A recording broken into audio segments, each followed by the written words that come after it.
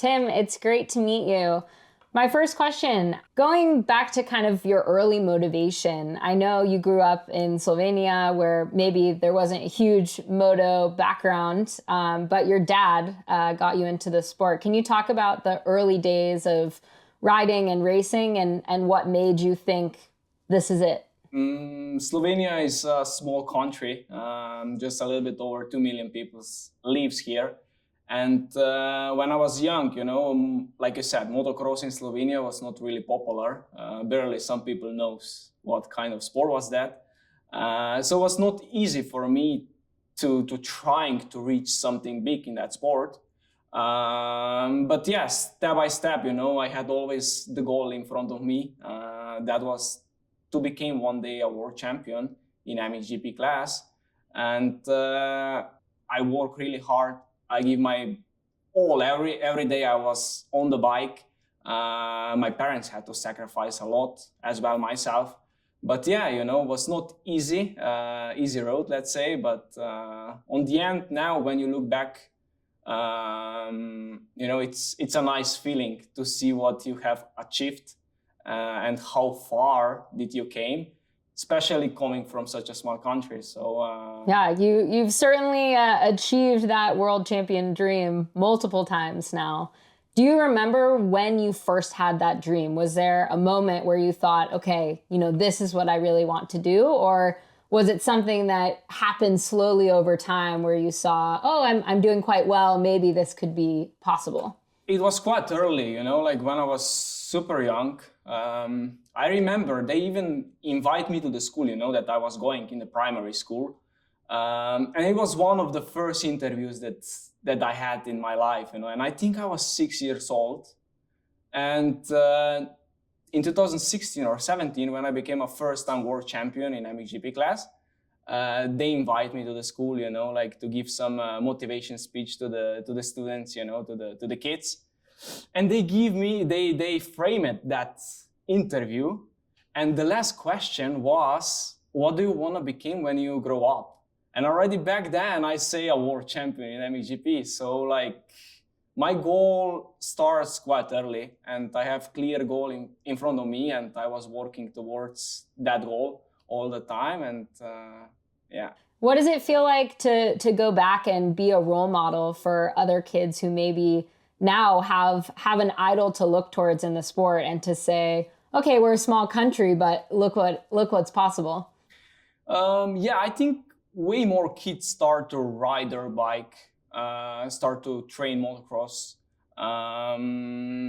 because of that, because I think they saw me and they say if he can do it, why I can't do it, even if I came from such a small country. So it opened up, let's say, to everyone who have dreams of becoming something big in dirt sport, or I don't know, motorsport, let's say. And it's super nice to see these kids so motivated and trying to become something big in the sport. You just mentioned having someone to look towards, having someone to motivate you and show you the path is so important. Are there particular mentors in your life that have helped you kind of see that path? On the beginning, definitely family is the one that gives you all the support, They buy dirt bike, they buy equipment for you, They buy a gas, they bring you to the track and everything. So definitely my father was in the beginning a guy, who always was with me, who was giving me advices, all the support that I need. But now, when I'm in a factory team HRC, I have such amazing people around me. I'm already 10 years together with them. So I built, let's say, a second family. And I feel like home here with all the people, all the mechanics around me. So yeah, I'm super thankful and happy to have such amazing people around me, because I know that without them, I would not be where I am.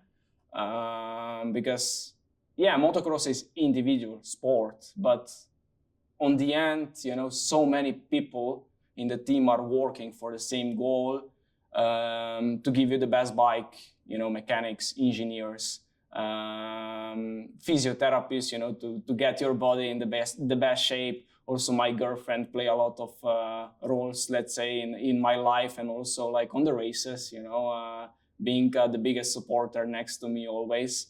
All the fans, it's so many factors, and I'm thankful to have such amazing people around me, because without them, I would not be here where I am. Do you think that environment is one of the key factors that allows you to stay on that high level all season? I think it's necessary to found this kind of feeling, to found the team that you really glue with it, with all the people, everybody, that you kind of like, I have already the relationship with mechanics that I already look him and he know what I want, and that's key to success, because you have to be one with everyone. I mean, everybody have to work for the same goal, like I said. And, we all have to have a good relationship, that when you came on the races or even on the practice days, that you feel good, that you feel happy doing it. And that's the most important thing, If you are not happy what you do, then also you will not be successful. So you need to really enjoy.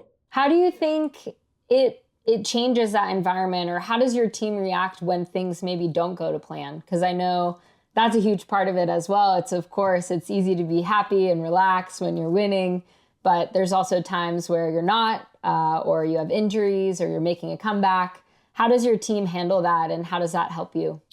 Like I said, I have an amazing team, and also in bad and good times, we are always together, but things can change so quickly, in our sport. One little mistake and then it can go really bad. But in these tough times, they always stand behind me, and that's what matters the most. Because like you said, when you are winning, when you are on the top, everybody want to be around you. You have so many friends. But then when it becomes tougher, or I don't know, in the injury, when the injury came or something like that, when you have the setback, then you really realize which people are there with you. My coach always says winning fixes everything. But the times when you're struggling and have to really work with that team and find answers, that's when you get stronger, for sure. Not only physically, but mentally as well. What do you think? I know you said that a very small mistake, like there's such a small room for error in your sport. How do you deal with that mentally? Is there a way that you kind of manage the risk or the fear, especially coming back after some of those kind of errors or mistakes that have cost you big time? Difficult question. I mean, like you said, there is no space for our mistakes, but obviously mistakes happen. And I would say without mistakes, we would not get better. It's kind of like mistakes happen when you're trying to go one step faster, or I don't know, like you wanna reach something bigger, or even if you're not mentally on the right place as well, so it's really important to be mentally strong, especially when you go on the bike. I know that I have to think just about riding. There is no space to thinking about something else during a practice or during a race, because in the moment you're gonna start to think about something else, something gonna happen. The front gonna wash out in the corner, or I don't know. You make a couple of mistakes in a row and then you crash. So the concentration need to be always 100%. Because like you said, it's not a lot of place to make a mistakes and to think about these things. It's hard to maintain that focus. I think especially, on race day with huge pressure, and probably in some of those big moments where you've had to deliver to get a world championship or, finish a season. That's often when it's hardest. How do you keep that focus? Do you do any type of mental training for it, or is it something you've just always had? I don't do exact trainings, but I found some ways for myself that help me to relax, to calm down before the starts, to get me in the zone, to be focused 100%. And I think every rider or every athlete have to find what it works for him, because if I tell what I'm doing and someone gonna try, definitely it's not gonna work for him. So I think everybody have some rituals before the races, in what you believe that it's gonna help you to be better. And on the end, that's all, like that's really important. Also, visualize yourself in front. I mean, like before even doing it, it's really important. If you don't see yourself winning a GP or winning a world title ahead, then you will never do it. So all these things that on the end makes big difference. Do you change your routine, or do you think, have you had kind of the same rituals forever, or have you changed them over the years? I have my rituals quite long already. I add some things, I add some things, but I didn't change it quite a lot because it works. It works for me. So I don't need to change for the moment. That's quite a balance, though. I know you said there's young riders coming up in your sport. The same's happening in cross-country mountain biking. There's, this next generation and really pushing the edge. Do you find that you're always trying to learn something new and change, or is it more a mentality of staying calm and doing the things that have always worked for you and made you great in the past?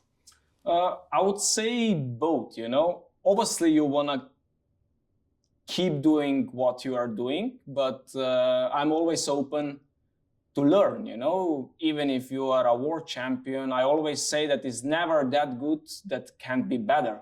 So you can always improve, you can always get better.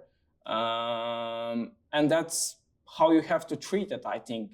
Because if you think that if you win something and then you think that you are on the top of the mountain and then that you are the best, then I think it's not okay, I think it's better to treat it like that, that you can learn every time every time you are out there on the track, and try to learn from also young kids, because in motocross we know that the style is changing, the younger kids are coming, they are bringing something new, and you have to keep it up if you want to keep fighting with them, and I'm always open to learn.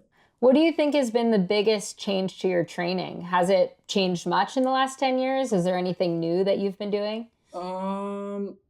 Yeah, I did some changes. Like I mentioned before, when we were talking about my father, until 2019-18, he was my coach on the bike, off the bike, everything. And then I saw in 2018 that I need to step it up. I have to give my all and I have to do some changes, because otherwise I will not be able to keep it up with the best guys. So I hire a trainer. He's still my trainer now. So we are working super hard together. And obviously every year you try to push that extra, because if you are training, I mean, in my point of view, what I have the experience from the past years, is kind of like if you train the same like I was training last year, for this year, I would not be able to run with the best guys, because everybody is pushing that a little bit extra every year, because everybody is hungry to win. So every year you have to give it more, let's say. And being also a professional athlete, that, if you want to be on the top of your game, you have to sacrifice your life for it. You have to eat, you have to sleep, you have to rest. You have to train just for a sport, I mean, we don't have time to do something else, because you have to, let's say, give your life for this, and But on the end, what is important is that you are enjoying in that. And I'm always enjoying it. I had to say that we are lucky that we can do what we love to do. There is so many people on the planet that they go to the job, that they don't like, and they are earning the money like that. But for us, doing it with, let's say, a hobby, to me doesn't feel that this is a job, because I always enjoy. And I had to say that we have that privilege, to do that. And yeah. That love of the sport is so critical to being able to keep pushing and not just giving more because you have to or you want to compete, but because you really want to and you want to see where that limit is at the end of the day. So I certainly can relate to that one. Do you think your motivation has changed at all over time, or has it still just been, for the love of your sport? I think I still have a lot of motivation. Didn't really change, Like I said, I still enjoy every time I'm on my bike, Every time when I wake up in the morning and I have to go to the gym. And after to the track, to do a training on the bike. So yeah, I still have that hunger, let's say, and maybe this injury that happened, it gives me even more motivation, to came back, especially after such a big injury, and to show everyone that I can be again back in the shape and race and fight for the wins, and fight for the championships. So there is always a huge motivation, always. Do you think everything happens for a reason? Are you someone who believes, those setbacks set you up for an even bigger comeback? No, I always say that everything happened with a reason. Everything, it's, even if it's such a bad things that happen to you, then you have to sit down and look maybe what you have to, you have to take some positive things from it. Obviously there is not a lot of things that you can take it, but it's kind of like a mentality again, trying to sit down, trying to find that anger again, to be hungry, because, it's not easy to be so long on the top. And at that level, doing a world championship is, it takes a lot of sacrifice, a lot of energy every year. But on the end, you have to just go for it. People always think when you kind of get to that top level, maybe it's easier to do again. But I think it's much harder, actually, because then you have the pressure, you have your own pressure, you think you can do it, you expect to be able to do it. And I think it actually gets quite a bit more difficult. Do you feel that way, or do you think the kind of experience helps you so much that it does get easier? I think, winning a one world title, it's not easy, it's super difficult. But I think that you repeat them year after year, like you said, with how much pressure you have to deal from yourself, because you expect yourself to do it. And also the other guys, also the other people around, they know that you are able to do it, and they have some expectation from you, so it's definitely not easy. Do you feel you've been able to turn that expectation into motivation? Is that something, the pressure and kind of having that, the eyes on you, I would say, when you show up to race, does that help push you further? I would say yes. Of course, you have to, and with experience, you get that, how to treat the pressure, how to act under the pressure, or I don't know, how to react, how to race when is everything is important what you do, especially on the day, that are super important when you trying to reach the titles or things like that. It's not easy to put it together mentally. But on the end, I think with experience that you have, that you learn through the years, growing up, you try to put it together, and it's not easy. It's also difficult to describe, but it comes natural, let's say, to us, I think, to athletes. But on the end, we are also just humans, we have blood under the skin, so we also can crack, and important is that in that moments when it's super important that you stay strong and you bring it home.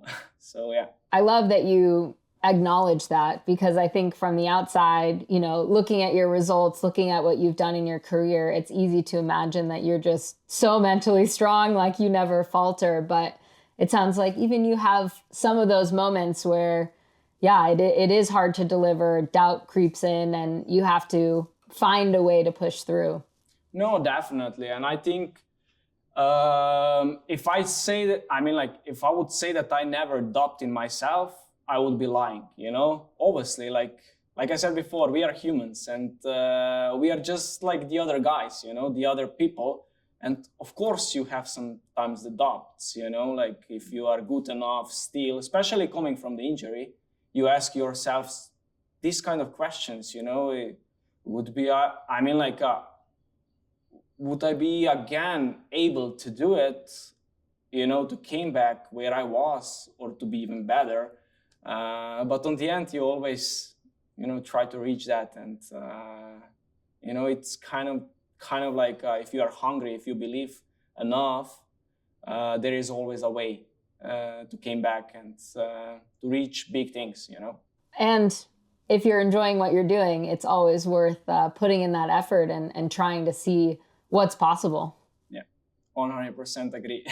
Wow, I'm feeling very motivated. For a couple final questions, what are you most excited about in your sport? You said there's a lot of new energy, young riders. Do you see things changing dramatically? And what kind of gets you fired up for the future of MXGP? Definitely, it fires me up, like, to finally came back, I miss the let's say the beginning of the season, first 9 GPs. But yeah, these kind of things, hunger to be back behind the gate, competing, racing, having a nice battles with the guys, with the riders, so yeah, that drives me, and also gives me the motivation. I'm feeling pretty confident based on your mindset alone. You can always tell. It's like what you said, when you believe, when you have that mentality, and you're willing to put the action behind it as well, anything can really happen. I think we pretty much covered everything. Is there anything else you wanted to talk about? Did I miss something big? No, you asked me quite a lot of questions. No, it was super fun to talk with you. It's always nice to talk with the athletes from the other sports, On the end, we are all athletes. So, the working ethic, belief, the motivation, confidence, this is always the same, in all sports. So we have a lot of things in common, even if we don't do the same sport. Absolutely. There's huge overlap. And I think being an athlete only makes you appreciate more what it takes and how incredible it is what you've been able to accomplish and with the mindset that you have. And I know that it will hopefully bode well for the rest of your career, but will also impact the many generations to come who will look to you as a role model.